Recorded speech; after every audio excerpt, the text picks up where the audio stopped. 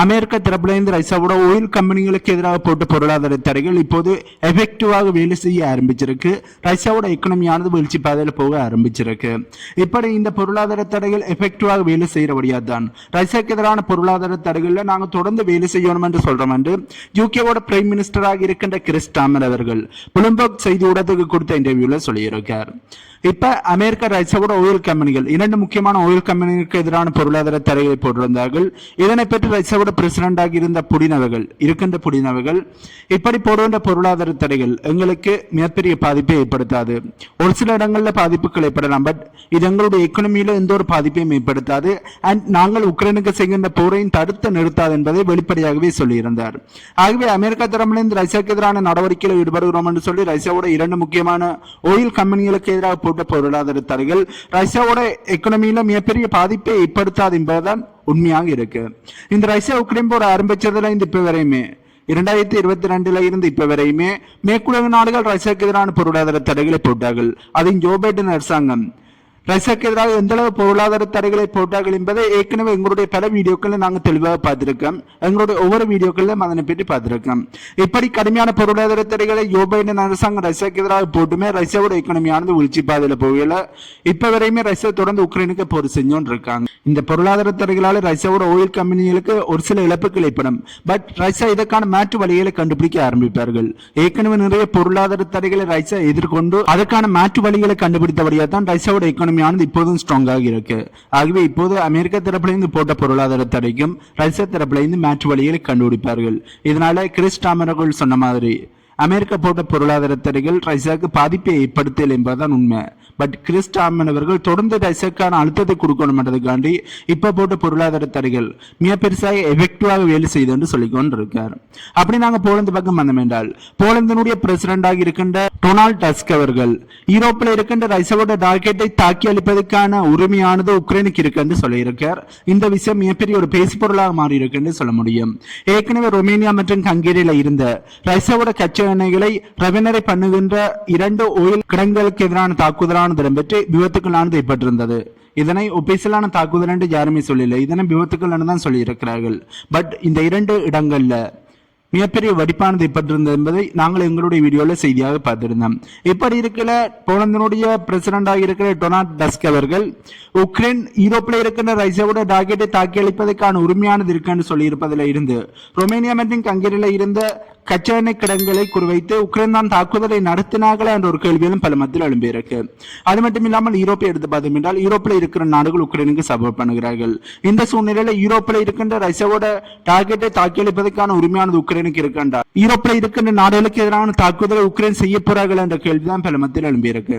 ஏனென்றால் யூரோப் முழுமையாக உக்ரைனுக்கு சப்போர்ட் பண்றபடியால் யூரோப்பில் ரஷ்யாவோட அசெட் ஆனது இருந்தாலும் அது உக்ரைனோட டார்கெட்டாக இருந்தாலும் அந்த அசெட்டை இப்போது கண்ட்ரோல்ல யூரோப் நாடுகள் தான் வைத்திருக்கிறார்கள். அப்புறம் உக்ரைனுக்கு சப்போர்ட் பண்ணுகின்ற நாடுகளுக்கு எதிரான தாக்குதலை உக்ரைன் செய்வார்கள் என்ற கேள்வியிலும் பல மத்தியில் எழும்பியிருக்கு.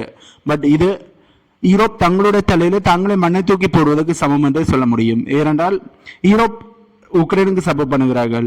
யூரோப்பில் இருக்கின்ற ரஷ்யாவோட டார்கெட்டை உக்ரைன் தாக்குகிறார்கள் என்றால் யூரோப்பில் இருக்கிற மக்கள் உக்ரைனுக்கு எதிராக திசை திரும்ப ஆரம்பிப்பார்கள். உக்ரைனுக்கு ஏன் சப்போர்ட் பண்ணணும் என்ற கேள்வியில ஏற்கனவே கேட்க ஆரம்பித்து விட்டார்கள். இப்படி இருக்கையில் அந்த நாடுகளுக்கு எதிரான தாக்குதலை உக்ரைன் மேற்கொள்ளும் போது என்னதான் ரஷ்யாவோட டார்கெட்டை குறிவைத்து உக்ரைன் தாக்குதலை நடத்தினாலும் யூரோப்ல மெம்பராக இருக்கிற நாடாக இருக்கும் போது அந்த நாட்டில தான் அந்த அசெட்டானது இருக்கும் போது அந்த நாட்டுக்கு எதிரான தாக்குதலாகத்தான் அது பார்க்கப்படும். ஆகவே இப்படி உக்ரைன் யூரோப்ல இருக்கிற ரஷ்யாவோட டார்கெட்டுக்கு எதிரான தாக்குதலை நடத்தினால் அது உக்ரைனுக்கு தான் பேக் ஃபயரா மாறும், யூரோப் நாடுகளுக்கு தான் பேக் ஃபயரா மாறும் என்பதுதான் உண்மை. இவர்கள் ரஷ்யாவை தோற்கடிக்கணும் என்பதில் குறிக்கோளாக இருக்கிறார்கள் என்பது தெளிவாக தெரியுது. ரஷ்யாவை தோற்கடிக்கணும் என்றதுக்காண்டு உக்ரைனுக்கான சப்போர்ட் கொடுக்கிறார்கள். பட் அந்த சப்போர்ட் எல்லை மீறி போய்கொண்டிருக்கின்றதுதான் உண்மை. ஒரு லிமிட்டை தாண்டி இவர்கள் அனைத்து சப்போர்ட்டையும் கொடுக்கிறார்கள். இப்ப யூரோப்புக்கே தாக்குதலை நடத்தலாம் என்ற அனுமதியை கொடுக்கிறார்கள். இது எந்த வகையில ஏற்றுக்கொள்ள முடியும் என்பது தெரியல. யூரோப்ல இருக்கிற மக்களுக்கு இது மிகப்பெரிய ஒரு கோபத்தை ஏற்படுது. இதற்கு அவர்கள் எப்படி ரியாக்ட் பண்ண போறாங்க என்பதை நாங்க வெயிட் பண்ணி தான் பார்க்கணும். இப்படி இருக்கிற ரஷ்யாவினுடைய ஏவியேஷன் ஆர்மி தரப்புல இருந்து பெசோ மிலிட்டரி ஆபரேஷன்ல புதிய டாக்டிக்கல் டெக்னிக்ஸையும் அண்ட் டெவலப்மெண்ட்டையும் பயன்படுத்தி கொண்டிருக்கிறார்கள் என்று ரஷ்யாவோட ஏரோஸ்பேஸ் போர்ஸினுடைய தலைவர் சொல்லியிருக்கார். ஏற்கனவே ரஷ்யா தரப்புல இருந்து உக்ரைனுக்கு 3 வருடங்களை தாண்டி போர் செய்கிறார்கள். இப்படி ரஷ்யா போரில் ஈடுபட்டிருக்கிறபடியால் புதிய புதிய ஆயுதங்களை கண்டுபிடிக்கிறார்கள் என்று சொல்ல முடியும். ட்ரோன்களை எடுத்து பார்த்தோம் என்றால் இந்த ரஷ்யா உக்ரைன் போர் ஆரம்பித்த போது பயன்படுத்தப்பட்ட ட்ரோனுக்கும் இப்ப பயன்படுத்தப்படுகின்ற ட்ரோனுக்கும் நிறைய வித்தியாசம் இருக்கு. அந்த அளவு ட்ரோன்கள்ல டெவலப்மெண்ட்டை அடைந்திருக்கிறார்கள், மிசைகள்ல மிகப்பெரிய டெவலப்மெண்ட்டை அடைந்திருக்கிறார்கள். அதே மாதிரி தான் ஏவியேஷன்ல மிகப்பெரிய டெவலப்மெண்ட்டை அடைந்திருக்கிறார்கள். அந்த வகையில் புதிய புதிய ஹெலிகாப்டரை இப்போது பயன்படுத்த ஆரம்பித்திருக்கிறார்கள் என்று சொல்ல முடியும். புதிய ஹெலிகாப்டர் என்று சொல்வதை விட ரஷ்யாவோட KA-52 ஹெலிகாப்டர் ஆனது இருக்கு. அதனை அட்வான்ஸாக மாற்றி அதனை இன்னுமே பயன்படுத்தி கொண்டிருக்கிறார்கள். உக்ரைன் தரப்பிலிருந்து ரஷ்யாக்கு ஏதாவது ட்ரோன்களை லான்ச் பண்ணும்போது அந்த ட்ரோன்களை சுட்டு வீழ்த்துவதற்கான இந்த ஹெலிகாப்டரை ரஷ்யா பயன்படுத்துகிறார்கள். அண்ட் உக்ரைனுக்கு தாக்குதலை நடத்துவதற்கும் ஃப்ரண்ட் லைனில் தாக்குதலை நடத்துவதற்கும் இந்த ஹெலிகாப்டரை பயன்படுத்துகிறார்கள். ஃப்ரண்ட் லைனை பாதுகாப்பதற்கும் இந்த ஹெலிகாப்டரை பயன்படுத்துகிறார்கள். அதே மாதிரி புதிய புதிய ட்ரோன்களையும் உக்ரைனுக்கு ரஷ்யா பயன்படுத்துகிறார்கள். இப்படி ஏவியேஷன்ல புதிய டாக்டிக்ஸ் அண்ட் டெக்னிக்கை பயன்படுத்துவது மட்டுமில்லாமல் புதிய டெவலப்மெண்ட்டையும் செய்து கொண்டிருக்கிறார்கள் என்பதுதான் இப்ப ரஷ்ய தரப்பிலிருந்து வருகின்ற செய்தியாக இருக்கு. அதே மாதிரி உக்ரைனும் புதிய புதிய டெவலப்மெண்ட்டை அடைந்து கொண்டிருக்கிறார்கள் என்பதையும் இதில் நாங்கள் குறிப்பிடத்தான் ஆகணும். ட்ரோன்கள்ல அட்வான்ஸான ட்ரோன்களை கண்டுபிடித்திருக்கிறார்கள் உக்ரைன். அதே மாதிரியே ஒரு ட்ரோனை சுட்டு கொடுத்ததுக்காண்டி இன்னொரு ட்ரோனை பயன்படுத்துகிறார்கள். அதாவது ரஷ்யா லான்ச் பண்ணுகின்ற ட்ரோனை வேட்டியாடுறதுக்காண்டி உக்ரைன் தரப்பிலிருந்து ட்ரோன்களை பயன்படுத்துகிறார்கள்.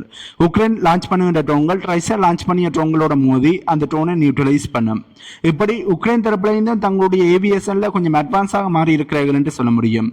அது ட்ரோன்கள்ல மட்டும்தான். ஏனென்றால் உக்ரைன் தான் ஹெலிகாப்டர்கள் இல்லை, மேற்குலக நாடுகள் தான் உக்ரைனுக்கான ஹெலிகாப்டரை கொடுக்கிறார்கள். உக்ரைன் ஃபைட்டர் ஜெட் ஆனது இருக்கான்னு பார்த்தோம் என்றால் சோவியத் யூனியன் காலத்தில் உக்ரைன் இருந்த ஃபைட்டர் ஜெட் தான் இப்போது உக்ரைன் இருக்கு. அதையும் ரஷ்யா நிறைய வேட்டையாடி விட்டார்கள். இப்ப மேற்குலக நாடுகள் தரப்புல இருந்து 24 ஃபைட்டர் ஜெட்டை கொடுத்திருக்கிறார்கள். அதே மாதிரி ஈரோ ஃபைட்டர் டைப் 1 விமானங்களை கொடுப்பதற்கான நடவடிக்கையில் ஈடுபடுகிறார்கள். இப்படி மேற்குலக நாடுகள் தரப்பிலிருந்து தான் உக்ரைனுக்கான ஃபைட்டர் ஜெட்டை கொடுக்கிறார்கள். உக்ரைன்ட்ட ஓனான ஃபைட்டர் ஜெட் ஆனது இல்லை. ஆகவே உக்ரைனோட ஏவியேஷன் ஆனது டெவலப் ஆகி இருக்கான்னு பார்த்தோம் என்றால் ட்ரோன்கள்ல மட்டும்தான் டெவலப் ஆகி இருக்க ஒழிய மற்ற விஷயங்களில் டெவலப் ஆகல. அதுவே நாங்கள் ரஷ்யாவை எடுத்து பார்த்தோம் என்றால் ரஷ்யா ட்ரோன்கள் மட்டுமில்ல ஃபைட்டர் ஜெட் ஆகி இருக்கட்டும், ஹெலிகாப்டர் ஆகி இருக்கட்டும், இப்படி ஏவியேஷன்ல முழுமையாக டெவலப் ஆகிக்கொண்டிருக்கிறார்கள் என்பதும் இதுல குறிப்பிடத்தக்க விஷயமாக இருக்கு. இதனை உறுதிப்படுத்துற மாதிரி ரஷ்யாவோட MC-21 ஏர்கிராப்ட் ஆனது சோதனை செய்து பார்க்கப்பட்டிருக்கு. இதுல ரஷ்யா தங்களுடைய உள்நாட்டில் உற்பத்தி செய்த PD-14 இன்ஜினை பயன்படுத்தி இருக்கிறார்கள். அந்த இன்ஜினை பயன்படுத்தி உருவாக்கப்பட்ட ஏர்கிராப்ட் ஆனதுதான் இப்போது சோதனை செய்து பார்க்கப்பட்டிருக்கு. அதுவும் புதிய டொமஸ்டிக் ஆபரேஷனுக்காண்டு தான் இந்த சோதனை ஓட்டமானது செய்து பார்க்கப்பட்டிருக்கு என்று சொல்ல முடியும். ஆகவே நான் முதல்ல சொன்ன மாதிரி தான் இப்ப ரஷ்யா தரப்புல இருந்து ஸ்பெஷல் மிலிட்டரி ஆபரேஷன்ல மட்டும் தங்களுடைய ஏவியேஷனை டெவலப் பண்ணி கொண்டு இருக்கிறார்கள். அதுல மட்டும் இல்லாமல் இப்ப தங்களுடைய பயணிகள் விமானத்திலே வேற நாடுகளில் இருந்து வாங்கப்படுகின்ற உதிரிப்பாங்கள் இன்ஜின்களை பயன்படுத்துவதற்கு பதிலாக தங்களுடைய உள்நாட்டிலேயே PD-14 இன்ஜினை உருவாக்கி அதனை MC-21 ஏர்கிராப்டில பொருத்தி அதனை சோதனை ஓட்டம் செய்து பார்த்திருக்கிறார்கள். இதுல இந்த ரஷ்ய தரப்புல இருந்து தங்களுக்கு தேவையான உதிரிப்பாங்களை தாங்களே உற்பத்தி செய்கிற முடிவை எடுத்திருக்கிறார்கள் என்பது தெளிவாக தெரியுது. அதற்கான நடவடிக்கையில தீவிரம் காட்டிக் கொண்டிருக்கிறார்கள் என்பதும் தெளிவாக தெரியுது. ஏனென்றால் இவ்வளவு நாளுமே அமெரிக்காட்ட இருந்துதான் ரஷ்யாவோட ஏர்கிராப்டுக்கு தேவையான பயணிகள் விமானங்களுக்கு தேவையான இன்ஜின்களை வாங்கி கொண்டிருந்தார்கள். இப்படி வாங்குறதால ரஷ்யா உக்ரைன் போர் ஆரம்பிச்ச பிறகு ரஷ்யாவுக்கு எதிரான பொருளாதார தடைகள் போடப்பட்ட பிறகு அமெரிக்காட்டையும் இந்த இன்ஜின்களை ரஷ்யாவால வாங்க முடியல. இப்படி வேறு நாடுகளை நம்பி இருக்கிறபடியால் வேறு நாடுகள் ரஷ்யாவுக்கு எதிரான பொருளாதார தடைகளை போடும்போது அது ரஷ்யாவோட உள்நாட்டு உற்பத்தியில மிகப்பெரிய ஒரு பாதிப்பை ஏற்படுத்தும், ரஷ்யாவோட எக்கனாமியிலும் பாதிப்புகளை ஏற்படுத்தும். இதனாலதான் ரஷ்யா தரப்புல இருந்து தங்களுக்கான இன்ஜினை தாங்களே உற்பத்தி செய்ய ஆரம்பித்திருக்கிறார்கள். இது மேற்குலக நாடுகளுக்கு மிகப்பெரிய ஒரு செருப்படியாக பார்க்கப்படுது. இப்படி தங்களுக்கான இன்ஜினை உருவாக்கியது மட்டுமில்லாமல் அதனை ஏர்கிராப்ட்ல பொருத்தி சோதனை ஓட்டம் செய்து பார்த்து வெற்றி அடைந்திருக்கிறார்கள். இந்த விஷயம் ரஷ்யாவுடைய அசுரவக வளர்ச்சியை வெளிக்காட்டி நிற்குது என்றே சொல்ல முடியும். ஏற்கனவே புரோவிஸ்னிக் மிசைலை ரஷ்யா தரப்புல இருந்து கண்டுபிடித்திருக்கிறார்கள். அதுவும் நியூக்ளியர் பவர் இன்ஜினை பயன்படுத்தி இருக்கிறார்கள்.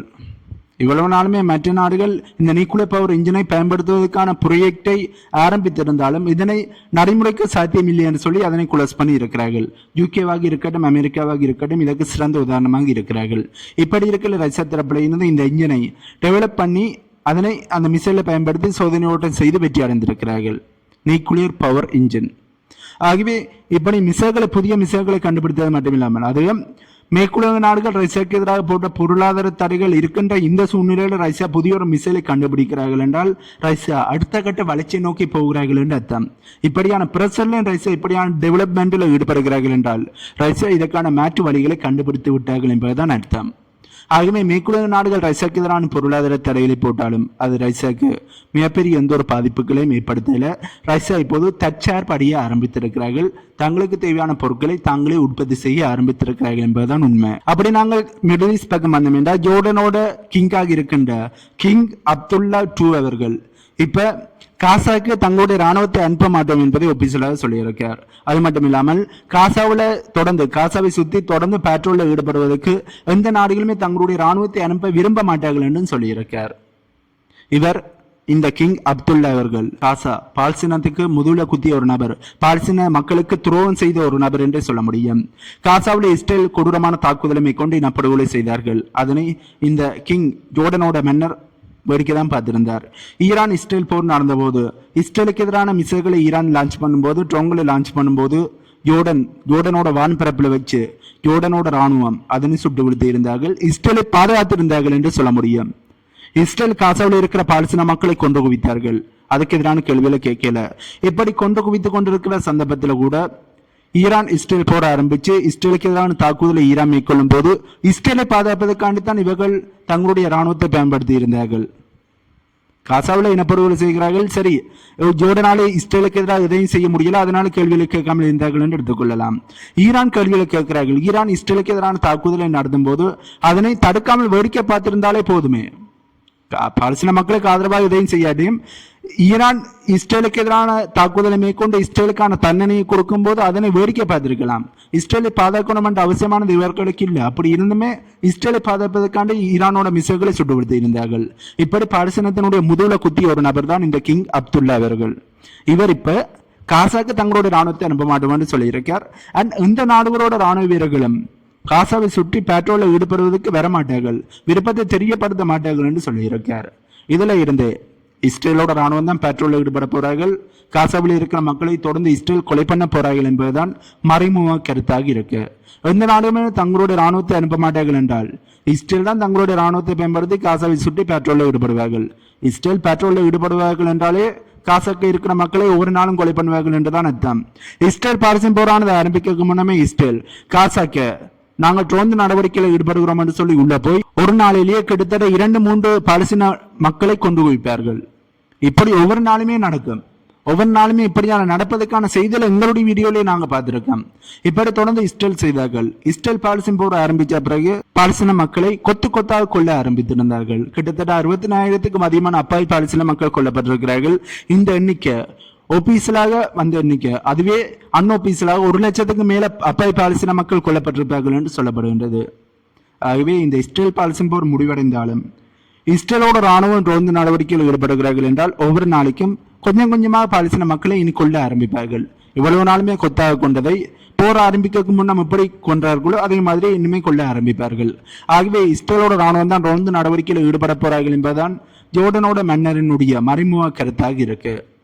இதுல இருந்து பாலஸ்தீன மக்களுக்கு இனிமே விடுதலை கிடைக்கல என்பது தெளிவாக தெரியுது. பாலஸ்தீன மக்களுக்கு சப்போர்ட் பண்றதுக்கு பதிலாக அரபு நாடுகள் இஸ்ரேலுக்கு சப்போர்ட் பண்ணுவதுதான் பாலஸ்தீன மக்களுக்கு மிகப்பெரிய ஒரு கவலைகளை ஏற்படுத்தி இருக்கு என்று சொல்ல முடியும். இப்படி இருக்கையில இஸ்ரேல் தரப்புல இருந்து லெபனானுக்கு எதிரான தாக்குதலை நாங்கள் இன்னுமே இன்க்ரீஸ் பண்ண போறோம். இரண்டு சிரியா வழியாக லெபனானுக்கான ஆயுதங்களானது டெலிவரி செய்யப்படுது. இது இஸ்ரேலுக்கும் ஹிஸ்புல்லாவுக்கும் இடையில போடப்பட்ட சீஸ்ஃபயரை வயலேட் பண்ணுவதாக இருக்கு. இதனால லெபனானுக்கு எதிராக மேற்கொள்ளுகின்ற தாக்குதலை இன்க்ரீஸ் பண்ண போறோம் என்று இஸ்ரேல் தரப்பிலிருந்து சொன்னதாக செய்தியிலானது வெளியே வந்திருக்கு. ஏற்கனவே இஸ்ரேலுக்கும் ஹிஸ்புல்லாவுக்கும் இடையிலான சீஸ்ஃபயரானது போடப்பட்ட பிறகு அந்த சீஸ்ஃபயரை வயலேட் பண்ணி இஸ்ரேல் தான் தொடர்ந்து லெபனான் பகுதிக்கு பயங்கரமான தாக்குதலை யாஸ்டிக்கே செய்து கொண்டிருக்கிறார்கள். இந்த சீஸ்ஃபயர் போடப்பட்டு பல மாதங்கள் ஆகுது. அப்படி இருந்துமே அந்த சீஸ்ஃபயரை வயலேட் பண்ணி தொடர்ந்து லெபனானுக்கு இஸ்ரேல் தாக்குதலை செய்து கொண்டுதான் இருக்கிறார்கள். இவர்கள் சீஸ்ஃபயரை வயலேட் பண்ணி இருக்கிறார்கள், அது தவறில்லை. ஆனால் சிரியா வழியாக லெபனானுக்கு ஆயுதங்கள் போகுதாம், அது உண்மையாண்டு கூட தெரியாது. ஏனென்றா இப்போது சிரியாவோட பல பகுதிகளை இஸ்ரேல் கண்ட்ரோல் பண்ணி வைத்திருக்கிறபடியால் லெபனானுக்கு சிரியா வழியாக எந்த ஒரு ஆயுதங்களுமே போகாது. அப்படி இருந்துமே ஆயுதங்களானது சிரியா வழியாக லெபனானுக்கு போவதற்கான நடவடிக்கைகளானது நடக்குது. இதனால லெபனானுக்கு எதிரான தாக்குதலை இன்க்ரீஸ் பண்ண போறோம் என்று சொல்வது எந்த வகையில நியாயம்? சிரியா வழியாக லெபனானுக்கு ஆயுதங்கள் போய் இந்த சீஸ்ஃபயரை வேலை பண்ணியிருக்கு. இதனால் எங்களுடைய தாக்குதலை இன்க்ரீஸ் பண்றோம் என்று தங்களுடைய தாக்குதலை இப்போது அவைகள் ஒரு நியாயப்படுத்துவதற்கான நடவடிக்கையில் ஈடுபடுகிறார்கள். அப்படின்னா ஹிஸ்புல்லாவோட போட்ட சீஸ்ஃபயர் அக்ரிமெண்டை நீங்கள் வயலேட் பண்ணி இருக்கிறீங்களே, அதனை எப்படி நியாயப்படுத்த போறீங்க? இதை கேட்டால் இஸ்ரேல் தரப்பிலிருந்து எந்த ஒரு பதிலுமே வெளியே வராது. இஸ்ரேலோட சிஸ்பயரை போட்டால், ஒரு அக்ரிமெண்ட்ல ஈடுபட்டால் அந்த அக்ரிமெண்டை இஸ்ரேல் மதிக்க மாட்டார்கள் என்பதுதான் உண்மை. காசா கூட இப்போது சிஸ்பயருக்கு ஓகே சொல்லியிருக்கிறார்கள். அந்த சிஸ்பயர் அக்ரிமெண்ட்டும் எப்போது வைலேட் ஆக போகுதுன்னு தெரியல.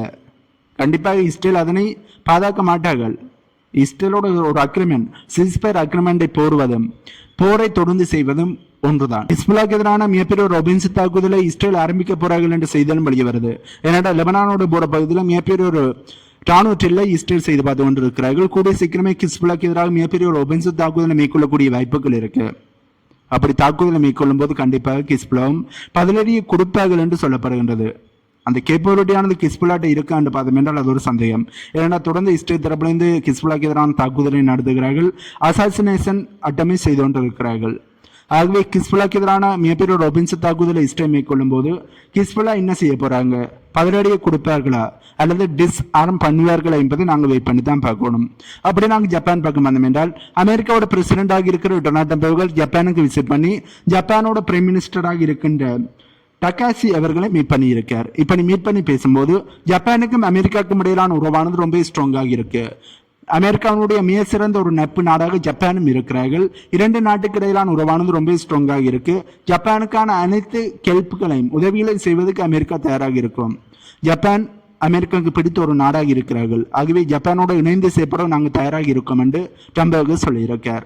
இதே ட்ரம்ப் அவர்கள் தான் அமெரிக்காவோட பிரசிடண்டாக மாறின பிறகு இந்த ஜப்பானுக்கு எதிரான வரி எதிர்ப்பை செய்து விடுவேன் என்ற மிரட்டலை கொடுத்திருந்தார். ஜப்பான் அமெரிக்காவோட நட்பு நாடு என்றால் ஜப்பானுக்கு எதிரான வரி எதிர்ப்பை செய்வேன் ஜப்பானுக்கு மிரட்டலை கொடுக்கணும். ஆகவே இதுல இருந்து ஜப்பான்கிட்ட இருந்து அமெரிக்காவுக்கு ஏதோ ஒரு காரியமானது ஆக வேண்டி இருக்கு. இதனாலதான் ஜப்பானுக்கு எதிரான வரி எதிர்ப்பை செய்வேன் சொல்லி மிரட்டலை கொடுத்திருந்தார். இப்ப ஜப்பானுக்கு போய் ஜப்பானும் அமெரிக்காவும் நல்ல உற்ற நண்பர்களாக இருக்கிறோம் என்று சொல்லியிருக்கார்.